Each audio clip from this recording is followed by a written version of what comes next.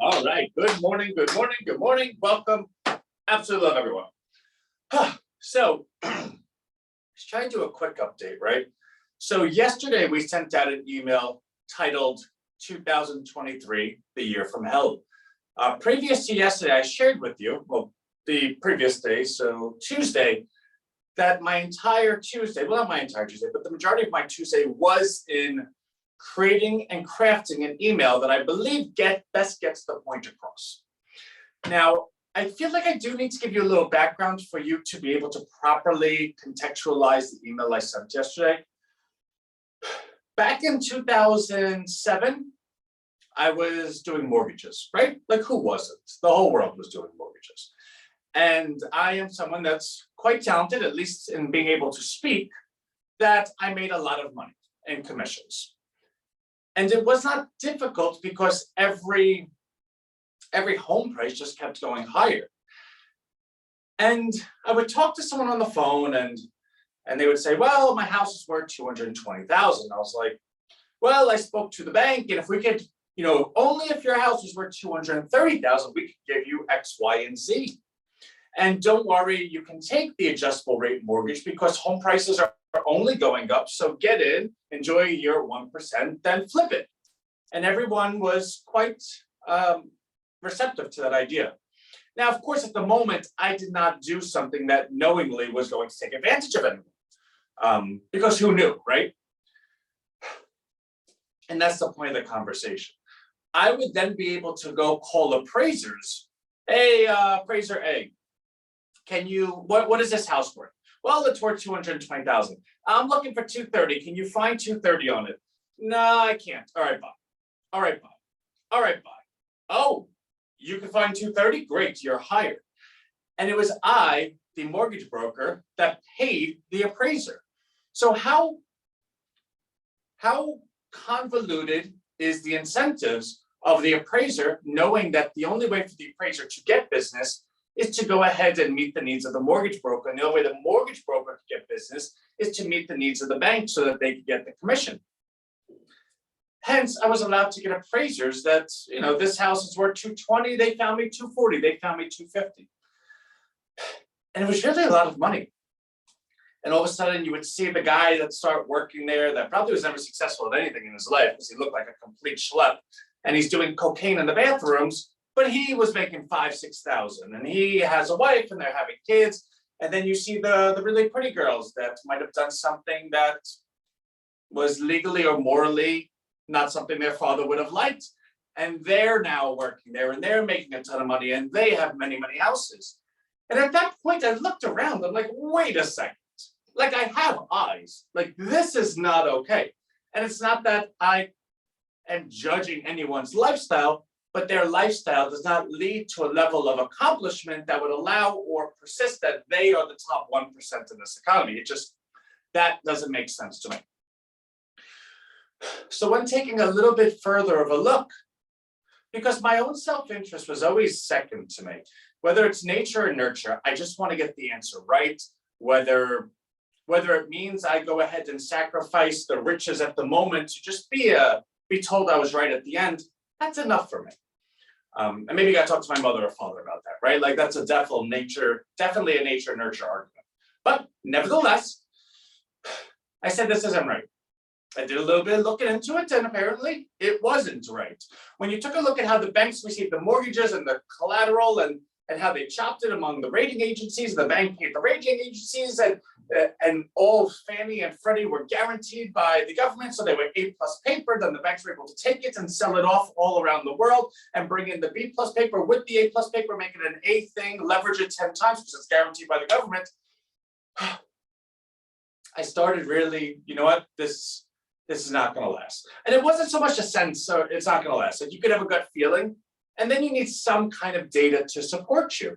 And the metric that I looked towards, because housing is practical, right? Like, you live in a house. If you don't live in a house, you're considered homeless, right? Like, if you don't have a home, you live less a home equals you're homeless, right? So homeless is a really big problem. You cannot run a country and have everyone homeless. Therefore, the pricing of the homes has to be conducive and equally to the income of the people. So when you take a look at average home prices and divide it by average family income, that metric has been between 2 and 4 for like 100 years. Because if it goes too much higher than income, guess what? You can't afford the home. And then the next president comes running in and campaigns on there's too much homelessness. We need to get the family back in the home. So it never really gets that high. In 2007, it was 7.5. That's all I needed to see. I'm like, there's certain data points that, okay, this is an aberration. This data point is super duper crazy. And then the data points where, no, if home prices are this high, people can't afford homes, which means the whole economy is going to be homeless. Therefore, this can't last. So what I did was I left mortgages, making, I don't know, probably $7,500 a month take home on average at 19 years old. Like that wasn't a bad deal. And I went to Wall Street in New York City. I accepted $250 a week to be an intern. And the agreement was that I would do all the on-the-phone sales and bring it to the broker and work my tush off if they would go ahead and sponsor me for the Series 7 immediately, so that I could get on the phone as a fully licensed financial representative and start telling people that this is going to crash. Well, I lived in Staten Island. Wall Street is, and I was poor, right? Like I was a 19-year-old kid. I lived in Staten Island. I had to take the public train from one end of the island to the other, and then get on the ferry, then get over to Manhattan, then walk up to Wall Street. So that was like, I don't know, 2 hours worth of commute. And the deal that I made with the general partner was that I would get in before him and I would pick up his breakfast every morning. Well, guess where he lived? In Manhattan. So he would get in at 7 a.m., which meant my commute started at 5 a.m. And the deal was I left after him. Guess where he lived? In Manhattan. Guess how much he really liked his wife? 0. So he would stay and work to all hours. And I knew it was going to work out for the better because I knew what was going to happen. It didn't take a rocket scientist, just take an open mind and a little bit of intelligence. And I got my Series 7, scored a 91, got my Series 63, scored a 90, got on the phones, left that firm because I heard they were going to go belly up, and they did. Went to a firm in Staten Island, J.P. Turner, headquarters in Atlanta, Georgia. My father knew the general partner. And he brought me in, all right, we'll give you $500 a week, but you have to work under this broker and you have to open accounts for him. You're an account opener. That's how everyone starts. Okay.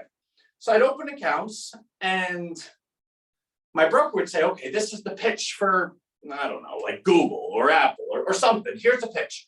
All right, Mr. Jones, Apple is a good stock.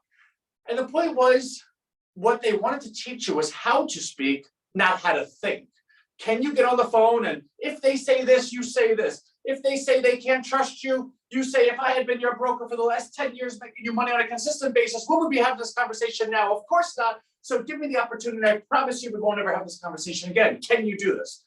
And the point was, can you go ahead and just manipulate the conversation to always put it back on the person until they hung up? That's what they taught. Me, I never needed to do that because I always cared first for the person I'm speaking to. So anything I said was naturally receptive and applauded by the person I'm speaking to. So I got the opportunity to be just intelligent. And I'd get on the phone with these individuals and say, this is what's happening in the mortgage market. These are the numbers. These are the trillions. These are the countries. This is what's going to happen. And they were like dumbfounded. Wow, you sound like really intelligent. You're going against the grain and you're making sense. Fine, we'll open an account with you. Well, then I had to give the account to the broker. They get on the phone with the broker, who was a complete do-to-do. And they're like, where's Anthony? I didn't open an account with you. And they would inevitably always close the account. So I went to the general partner and said, listen, I'm willing to take $0 pay. My only pay will be commission upon opening accounts. And he's like, Anthony, you're a rookie. You're poor. You live in a house like at 19, right? Like your father's. How are you going to make money? Because if you do not get commissions, you make no money. We have people here that have been here for years that don't make more than a couple thousand a month. I said, well, guys, I'm a little different, right? So I did quite well. I had the most assets under management. And the general partner would call my father, because he knew him, and said, I think your son's depressed. My father's like, depressed? Why? He's like the happiest kid in the entire world. He goes, Aunt. My father's name was Anthony too. We're having the biggest boom in this economy ever. People are buying homes left and right. People are making money in the stock market left and right. And your son is telling them the world is going to end. They better buy gold. And that Warren Buffett, who bought General Electric, is going to go bankrupt. And my father's like, well, that sounds crazy, but my son's pretty smart. So I would let him just do what he does. Long story short, everything played out. My clients made many, many millions, far past what they ever thought were possible. I decided to leave the business, but before I left it, there was a little startup company. Well, not really startup, but like no one knew who they were. They were just kind of on college campuses called Facebook.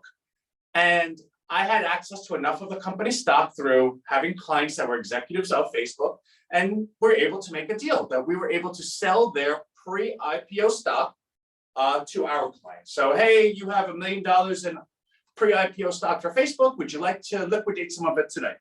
In which case it would happen. It's 10:11. I'm going to close up. The point of the story is to go ahead and put the email in context yesterday. It was not an email that was crafted to scare anyone or do this or do that. In fact, I had a 15-page email that I had to bring down to those 7 paragraphs just so I could verbally speak in English to you and to whomever. If I may say with the boldest intention, don't overlook it. That will happen next year. And if you're not prepared for it, you're going to live in the moment, wondering and thinking back, I wish I could have done this. And of course, I'll be there at the moment to take you in because I'll never say no to anyone. But now's the moment. So please don't overthink it. Stop fighting it. Just get in. I'm now 1 minute over. Love everyone. I'll see you tomorrow. Bye.